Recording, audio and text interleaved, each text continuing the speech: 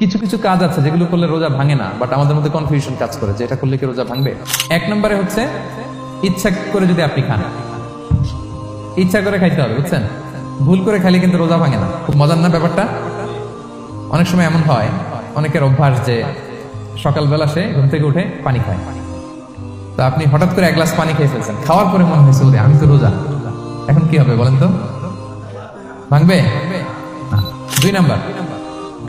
দুই নাম্বার হচ্ছে, এটা বিবাহিতদের জন্য, যেহেতু মোস্ট অফ দ্য অডিয়েন্স আর 18+, কোনো অসুবিধা নাই। আর ইসলামে কথাগুলো আসলে বাঁচতে হলে জানতে হবে। সেটা হচ্ছে, আমরা শুনেছি যে বিবাহিতরা ফিজিক্যাল ইন্টারকোর্স যদি করে, দেহ থেকে সিমেন আউট হলে রোজা ভেঙে যায়, কিন্তু স্বাভাবিক মেলামেশার সাথে রোজা ভাঙে না। কিস করা, হাগ করা হাজবেন্ড ওয়াইফের মধ্যে, এই যে সখ্যতা, এই ব্যাপারগুলো যদি দিনের বেলায় ঘটে এতে রোজা ভাঙে না। তবে এটা রিকমেন্ডেড না। স্বামী স্ত্রীর একান্ত মেলামেশা দিনের বেলা রিকমেন্ডেড না, কারণ এটা থেকে সে সেক্সুয়ালি এক্সাইটমেন্টের দিকে চলে যেতে পারে।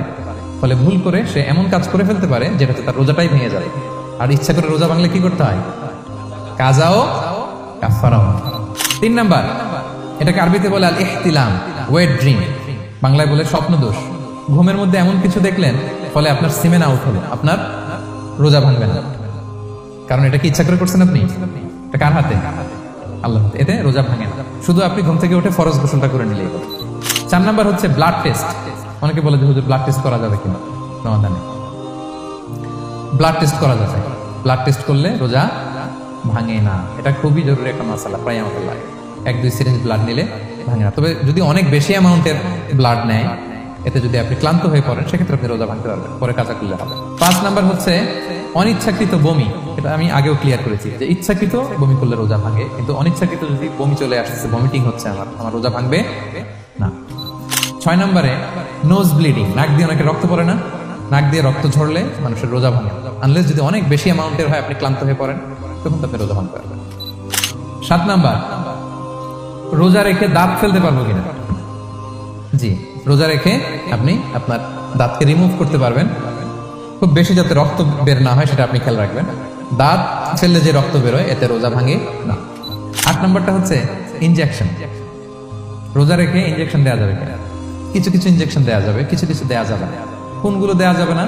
Food supplementary injection, nutrition value আছে এরকম injection, energy take injection, energy boost up করে এরকম ইনজেকশন দিলে রোজা ভেঙে যায়, এগুলো দেওয়া যাবে না। কিন্তু পেইন কিলার যে ইনজেকশনগুলো আছে এটা দিতে পারবেন।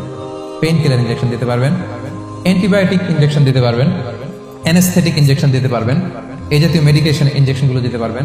কোভিডের যে ইনজেকশন এগুলো আপনি দিতে পারবেন। এগুলোতে রোজা ভাঙে না, কারণ এগুলোতে আপনার স্টোমাকে কিছু পৌঁছেও না, আপনাকে শক্তিবর্ধক কিছু দেহে প্রবেশও করাচ্ছে না, আপনার এনার্জিও বাড়ে না, আপনার এনার্জি বাড়ে না, আপনার নিউট্রিশন ভ্যালু অ্যাড হয় না, আপনার স্টোমাকে কিছু পৌঁছে না, এই জাতীয় সব ইনজেকশন দেওয়া যায়। 9 নম্বরে কিছু কমন ব্যাপার আছে। এই কমন জিনিসগুলো আমাদের মনের মধ্যে প্রায় প্রশ্ন জাগে যে এগুলো করা যাবে কি যাবে না, এগুলো ক্লিয়ার করি। এর মধ্যে 1 নম্বর হচ্ছে টুথপেস্ট। রোজা রেখে টুথপেস্ট দিয়ে ব্রাশ করা যাবে কিনা? বলেন যাবে কি যাবে না? এই সুন্দর বলছে, যাবে, কিন্তু না করাই ভালো। হ্যাঁ, যাবে। টুথপেস্ট দিয়ে ব্রাশ করলে রোজা ভাঙে না, তবে যদি খুব স্ট্রং টুথপেস্ট হয় এগুলো ব্যবহার না করা ভালো। দিনের বেলায় মেসওয়াক করা ভালো। হ্যাঁ, মেসওয়াক করলে ওইটা সবচেয়ে সেফ। রাসূল সাল্লাল্লাহু আলাইহি ওয়াসাল্লাম বলেছেন, আমার উম্মতের জন্য যদি কষ্ট না হয়ে যেত, আমি প্রত্যেক নামাজের আগে মেসওয়াক করা ফরজ করে দিয়ে যেতাম। কষ্ট হয়ে যাবে, পকেট নিয়ে নিয়ে মেসওয়াক করতে হবে। এবং রাসূল সাল্লাল্লাহু আলাইহি ওয়াসাল্লাম মৃত্যুর আগে ওনার হাতে যে জিনিসটা রেখে উনি শেষ নিঃশ্বাস ত্যাগ করেছেন সেটা হচ্ছে মেসওয়াক। আরবাউন মিন সুনানিল মুরসালিন, 4টা সুন্নাত, এটা সব নবীদের মধ্যে ছিল, এর মধ্যে একটা হচ্ছে আসওয়াক, মেসওয়াক। মেসওয়াক করবেন তো আপনারা?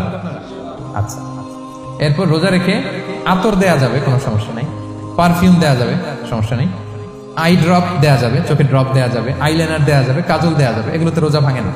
এরপরে ডায়াবেটিক পেশেন্ট যারা আছে তারা ইনসুলিন দিতে পারবেন, এত রোজা ভাঙে না। এটা আমাদের লাগে না, আমাদের অনেক মুরব্বীদের দিতে হয়, আমাদের আব্বা আম্মাদের। তো এটা আপনারা জেনে গেলেন, ইনসুলিন দিলে রোজা ভাঙে না। এরপর 10 নম্বর খুব মজার একটা পয়েন্ট, খাবারের যদি লবণ চেক করা হয় এতে রোজা ভাঙে না। তবে ঘরে আপনারা এটা ট্রাই করবেন না, এটা রেকমেন্ডেড না। এটা কখন রেকমেন্ডেড? এটা বড় শেফদের জন্য। লেটস সে রমাদানে 1000 লোকে বিরিয়ানি করা হবে, আল্লাহর বান্দারা রোজাদাররা খাবে, এটা লবণ বেশি হলে খাইতে পারবে? পারবে না। এজন্য যিনি শেফ, প্রধান বাবুর্চি, উনি লবণটা ট্রাই করতে পারবেন, করেই সাথে সাথে কুলি করে ফেলবেন, ভিতরে তো কিছু গেল না, এতে রোজা ভাঙে না। তাই বলে প্রতিদিন ঘরের রান্নাতে আবার এটা করতে যায় না। ঘরে দুইজন, আপনি আপনার হাজবেন্ড ওয়াইফ টোনাটুনি একটা হইলেই হইলো, কি বলেন? লবণ বেশি হবে কম হবে, কিন্তু বড় প্রোগ্রাম, অনেক রোজাদাররা একসাথে ইফতারি করবে, এটা তো লবণাক্ত হইলে খাওয়া যাবে না। তো সেক্ষেত্রে শেফ যদি জাস্ট জিব্বা দিয়ে লবণটা একটু ট্রাই করে নেয় যে অ্যাড করতে হবে না, ঠিক আছে, সাথে সাথে কুলি করে ফেলে, রোজা ভাঙবে না।